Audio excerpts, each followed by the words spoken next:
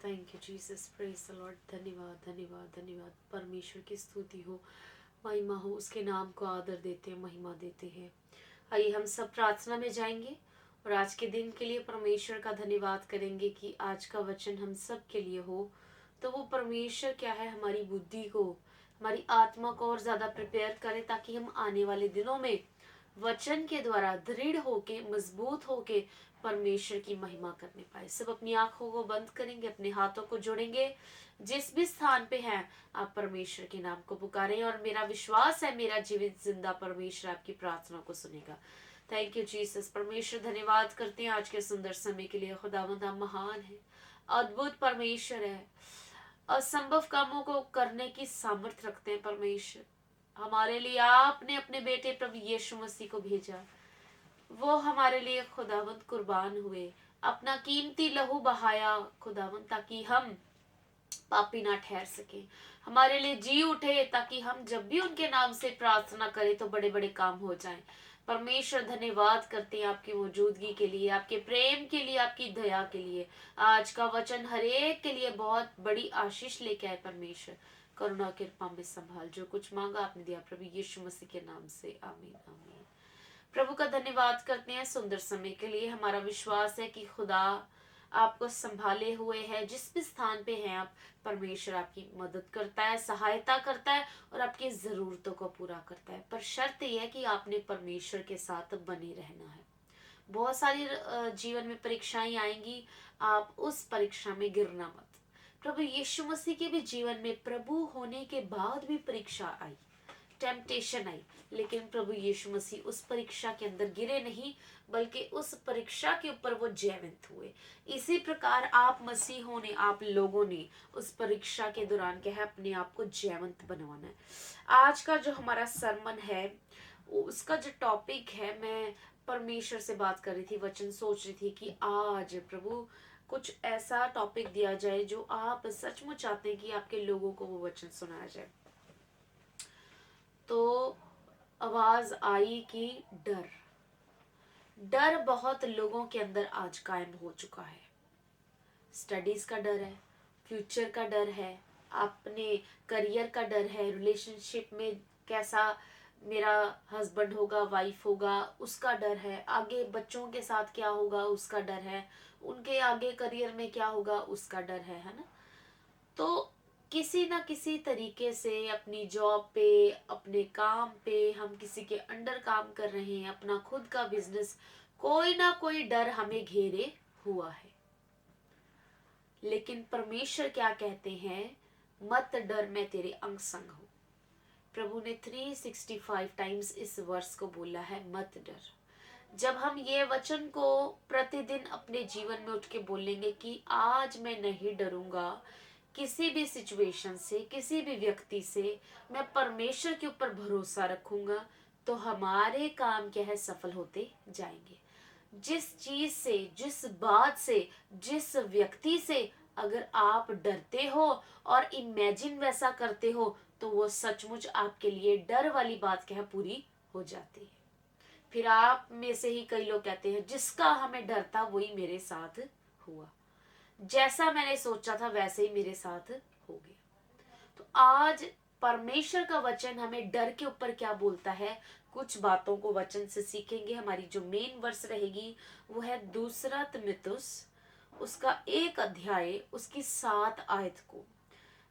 2 तिमुथियुस chapter 1 verse 7 में आपके लिए पढ़ दूंगी। क्योंकि परमेश्वर ने हमें भय की नहीं, पर सामर्थ, प्रेम और संयम की आत्मा दी है। ये परमेश्वर की क्या है, एक बड़ी, बहुत बड़ी योजना हमारे जीवन में है कि प्रभु हर प्रकार के डर से हमें ऊपर निकाल के हमें क्या देते हैं, सामर्थ, प्रेम और संयम। सामर्थ क्या, जो भी हम सिचुएशन अपनी लाइफ में फेस कर रहे हैं, हम परमेश्वर के नाम से उसमें सामर्थी हो जाते हैं और डर के ऊपर जीत प्राप्त कर पाते हैं। अगर हम डर रहे हैं, पर यदि हम प्रेम करेंगे, हम डरते हैं प्रिंसिपल से, जॉब से, काम से, किसी सिचुएशन से, लेकिन अगर हम उस स्थिति से प्रेम करने लग जाएंगे, तब भी हम जीत प्राप्त कर लेंगे। और संयम, संयम मतलब अपने आप में कॉन्फिडेंस और धीरज रखते हुए, कंट्रोल करते हुए, पेशेंटली अगर हम चलते हैं तब भी अपने डर से क्या है हम बाहर निकल आते हैं। हमें किसी बात में डरना नहीं है, किसी भी बात में डरना नहीं है। वचन हमें यही कहता है, परमेश्वर ने हमें, जो हम परमेश्वर की भक्ति करते हैं, डर का नहीं आत्मा दिया। किसका आत्मा दिया है? सामर्थ का, प्रेम का और संयम का आत्मा दिया है। 3 ऐसे लोगों के बारे देखेंगे जिन्होंने कुछ समय के लिए सिचुएशन को देख के डर गए, लेकिन जब परमेश्वर की दया सामर्थ उन पे आई तब वो डर से क्या है ओवरकम हो चुके थे। मेरे साथ आप बाइबल रेफरेंस को खोलें, उत्पत्ति की किताब 32 अध्याय उसकी 6 और 7 आयत को। Book of genesis chapter 32 versus 6 and 7। उत्पत्ति आपको पता है मूसा ने लिखा है, दास मूसा के द्वारा इस वचन को लिखा गया है। वचन देखेंगे, याकूब डर रहा है। क्यों डर रहा है? क्योंकि पिता ने जिस दिन आशीर्वाद देने थे उस दिन क्या है, छोटी माँ ने खाना तैयार करके कहा तो बड़े को किया गया था। बाप ने, इजहाक ने कहा, ईसाऊ मेरे लिए अच्छा सा भोजन तैयार कर कि मैं क्या है तुझे बहुत सारे क्या है आशीर्वाद दूं।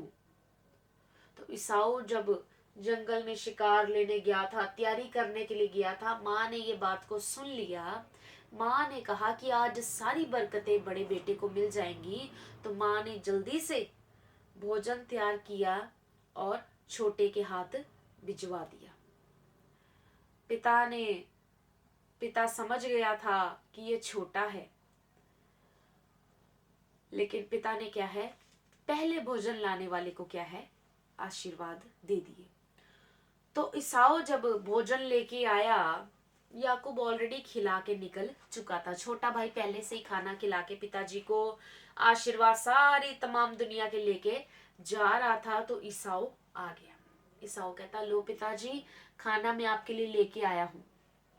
कहते, ईसाऊ तू पहले कहाँ था? कहते, पिताजी मैं तो अभी आया हूँ। तब फिर क्या है, पिता कहते, नहीं तेरा भाई सारे आशीर्वाद ले गया। बड़ा रोया कि मुझे क्या है आशीर्वाद चाहिए। कहते, मेरे पास अब कोई आशीर्वाद नहीं, मैं सारे आशीर्वाद याकूब को दे चुका हूँ। तो उसी समय उसके भाई क्या है गुस्सा आ गया। याकूब अपनी जान बचाते हुए अपने मामा के घर दौड़ गया। वो दौड़ता जा रहा, कितने साल वो अपने मामू के घर रहा, डर से, डर के कारण अपने मामू के घर रहा कि ईसाऊ मुझे मार डालेगा। तो अब क्या है, उत्पत्ति 32 अध्याय में ईसाऊ मिलने की तैयारी कर रहा है। याकूब मिलने की तैयारी, ईसाऊ मिलने की तैयारी कर रहा है, एक दूसरे भाइयों की तैयारी हो रही है। तो याकूब क्या है, 32 का 6 और 7 को पढ़ेंगे हम। वह दूत याकूब के पास लौट के कहने लगे, हम तेरे भाई ईसाऊ के पास गए थे, वह तुझसे भेंट करने के लिए 400 पुरुष संग लेके चला आता है। तब याकूब बहुत डर गया और संकट में पड़ा, और यह सोचकर अपने साथियों के, भेड़ बकरियों के, गाय बैलों के, ऊँटों को भी अलग अलग 2 दल में कर दिया। यहाँ पे क्या है, वो डरा हुआ है कि मैंने क्या है बड़े भाई के सारे आशीर्वाद ले लिए थे, धोखे के कारण तो मेरा भाई क्या है मुझे मार देगा। तो छोटा भाई बड़े से अब डर रहा है, लेकिन बड़ा क्या है मिलने के लिए अपने छोटे भाई से सहमति जताने आ रहा है। लेकिन छोटे के मन में अभी भी डर है कि शायद वो बदला लेने 400 लोगों के साथ आ रहा है। तो याकूब जो था अपनी पत्नियों के साथ था, अपने बच्चों के साथ था, इसके साथ बहुत सारी भेड़ बकरियां, जो भी इसके साथ कारोबार था, इसने 2 हिस्सों में, 2 ग्रुप्स में क्या है डिवाइड कर दिया। और सोचा कि वो अगर 400 पुरुष लेके मेरा बड़ा भाई ईसाऊ आ रहा है तो मैं पहले एक ग्रुप को भेजूंगा, अगर एक ग्रुप मारा गया तो फिर मैं दूसरे ग्रुप को भेजूंगा, अगर एक साथ हमला करेंगे तो हम सारे एक ही समय में नष्ट हो जाएंगे। याकूब ऐसा सोच रहा था, लेकिन परमेश्वर की कुछ और योजना थी। याकूब डर रहा था, लेकिन परमेश्वर क्या है कुछ और प्लान उसके लिए सोच के बैठे थे। जब वो डरा, याकूब डरा था, परेशान था, उसी समय परमेश्वर ने क्या भेज दिया, अपने स्वर्गदूत को याकूब के पास भेज दिया। रात को पांव फटते ही उसके पास क्या है स्वर्गदूत आए और बहुत बड़ा उन दोनों का मल्लयुद्ध चला। युद्ध के दौरान याकूब क्या है, जब युद्ध करता रहा तब उसने क्या की, जांग की नस को छुआ। और और क्या हुआ, सुबह हो गई लड़ते लड़ते उस दूत के साथ। तब वो दूत ने देखा कि रोशनी हो रही है, अब मुझे निकलना चाहिए। तो उसी समय क्या हुआ, याकूब कहता नहीं, उस स्वर्गदूत को पकड़ लिया। याकूब कहता जब तक मुझे आशीर्वाद नहीं मिलेगा तब तक मैं तुझे स्वर्गदूत जी जाने नहीं दूंगा। तो उसने कहा ठीक है, आज से तेरा नाम क्या है, इज़राइल होगा, क्योंकि तू क्या है, परमेश्वर से और मनुष्य से भी युद्ध करके जीत चुका। याकूब क्या था, डर रहा था, परेशान था। पास्ट में जो गलती की थी, पास्ट में जो बुराई की थी, उसको अभी भी लेके बैठा हुआ था कि मेरा भाई मुझसे बदला लेने आ रहा है। परेशान था, पता नहीं कितने सालों से इस सोच के साथ था। किस जब जब इसको याद आता होगा तो परेशान होता जाता होगा। लेकिन इस समय क्या है, जब परमेश्वर ने दुख के समय में क्या किया, अपने स्वर्गदूत को भेजा। परेशान तो था ही, अब स्वर्गदूत भी, अब इसकी मेन लड़ाई होनी स्टार्ट होगी। रूबरू इससे क्या है, फाइट चली, इसकी लड़ाई हुई, जिसमें क्या है, जांग की नस जब दब गई तो इसने स्वर्गदूत को पकड़ लिया और कहा कि मुझे आशीर्वाद चाहिए। उन्होंने क्या, तेरा नाम क्या है, या कहते याकूब, आज से तेरा नाम इज़राइल होगा। इज़राइल यानी बहुत ब्लेसिंग वाला एक पर्सन तू क्या है, अब से बन जाएगा। और तेरा सारा डर जो है यीशु मसीह के नाम से भाग जाएगा। आपके जीवन में भी जब आप परेशान हैं और डर के नीचे हैं, जो आपने पास्ट में किया है, अगर आप डरते हैं, कुछ भी आपने किया, कोई भी गलती, कोई भी पाप किया, उस पाप को लेके आज आप डर रहे हैं, तो मेरा यीशु से आपको आजाद करेगा। आमीन। रिसीव करें इस समय की प्रभु यीशु मसीह क्या है, आपको आजाद करेंगे। मैं प्रभु विनती करती हूँ कि जितने लोग सुन रहे हैं वो याकूब की तरह इस समय उनका नाम क्या है, इज़राइल हो जाए, उनका सारा डर बाहर निकल जाए, किसी भी प्रकार का डर क्यों ना हो।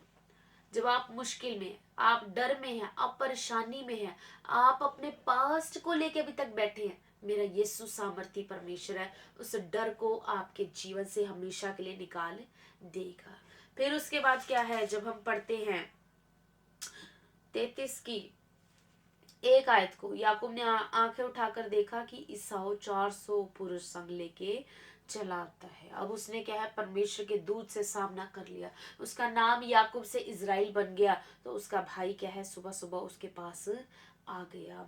फिर जब 4 आयत में पढ़ते हैं, उत्पत्ति 33 का 4 में, तब ईसाऊ उससे भेंट करने को दौड़ा और उसको हृदय से लगाकर गले से लिपट कर चूमा, फिर वे दोनों रो पड़े।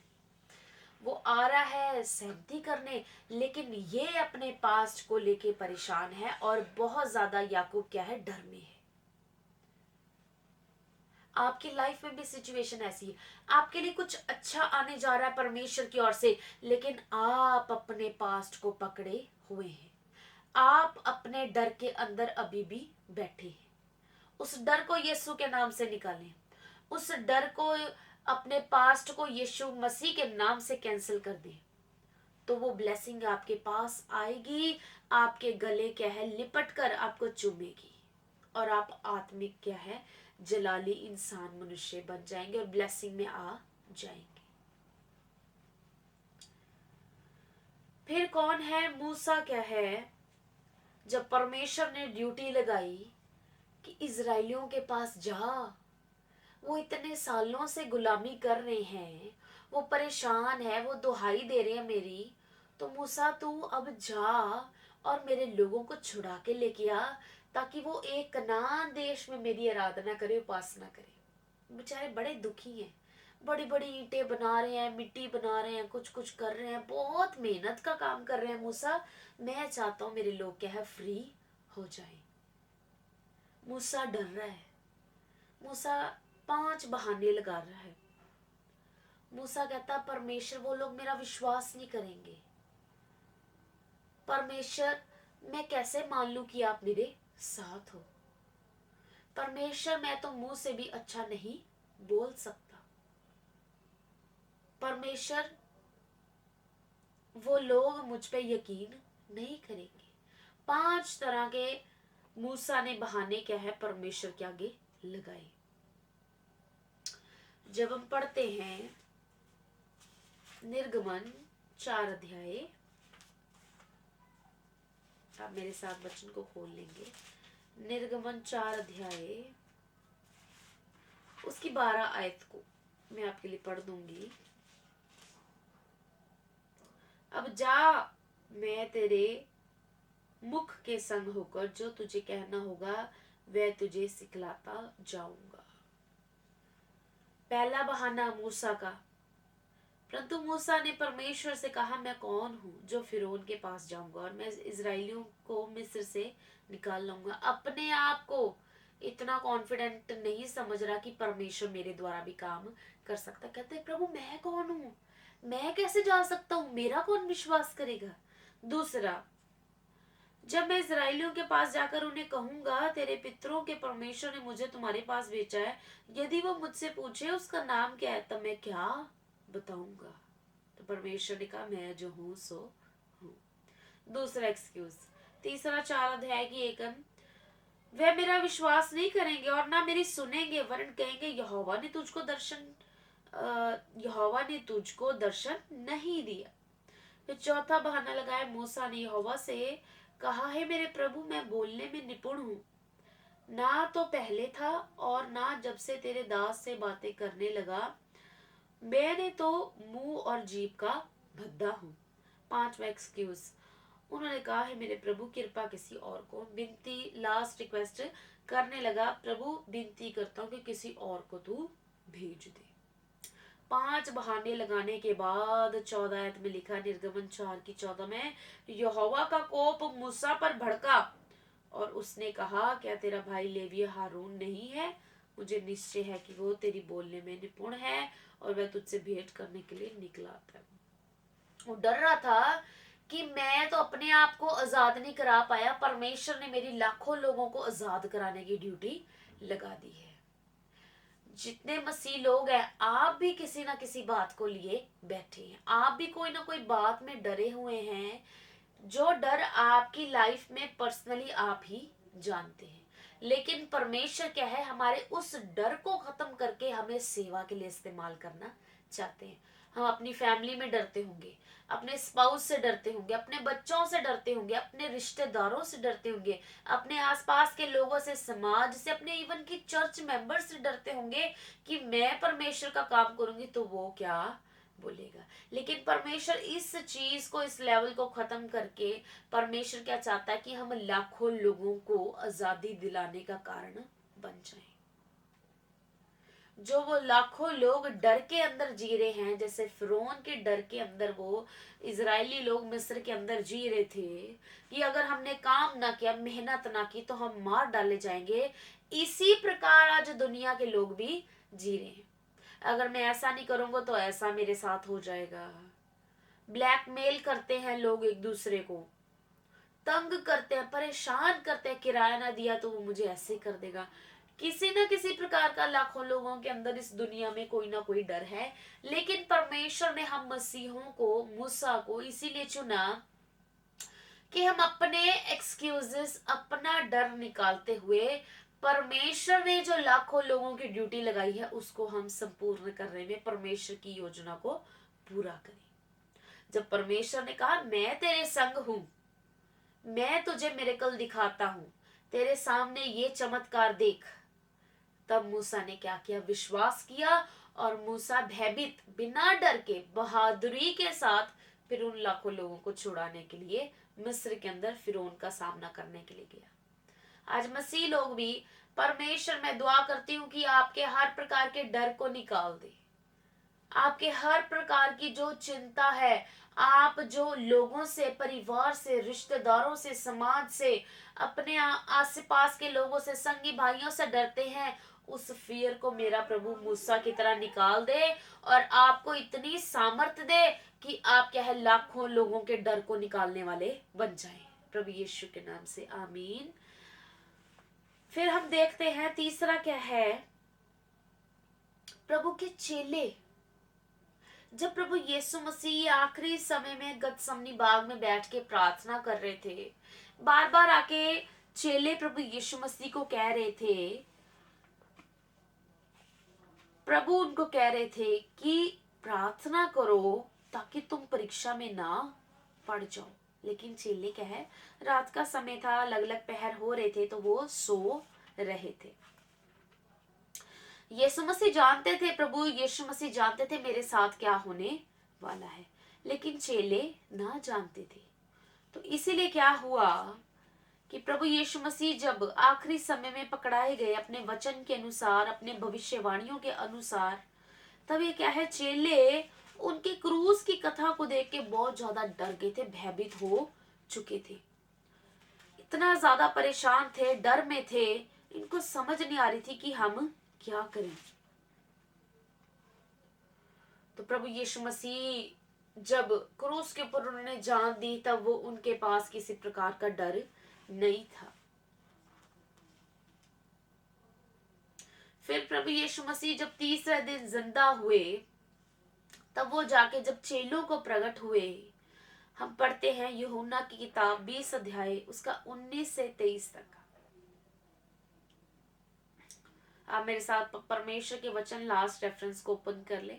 यूहन्ना की किताब 20 अध्याय उसकी 19 से 23 तक मैं आपके लिए पढ़ दूंगी।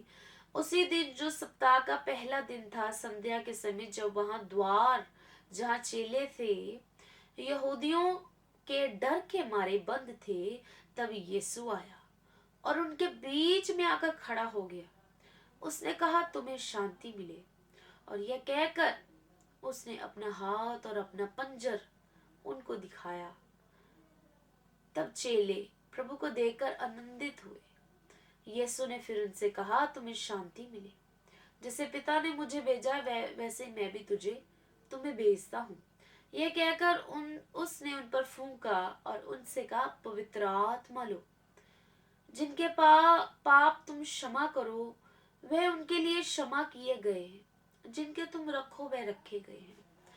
यीशु मसीह के चेले क्या है, जब प्रभु यीशु मसीह जिंदा हो गए हैं, खाली कब्र तो देखा है जाके कि वाकई प्रभु यीशु मसीह है ही नहीं कब्र में, ना उनकी लोथ है, वो अपने वचन के अनुसार जिंदा हो गए हैं। अब यहूदी लोग क्या है, हमें आके पकड़ लेंगे कि इन्हीं का ये काम है, इन्हीं की ये शरारत है कि इन्होंने अपने गुरु की क्या है, लोथ को, लाश को क्या है, चुरा लिया और लोगों में खबर फैला दी कि प्रभु यीशु मसीह जिंदा हो गए थे।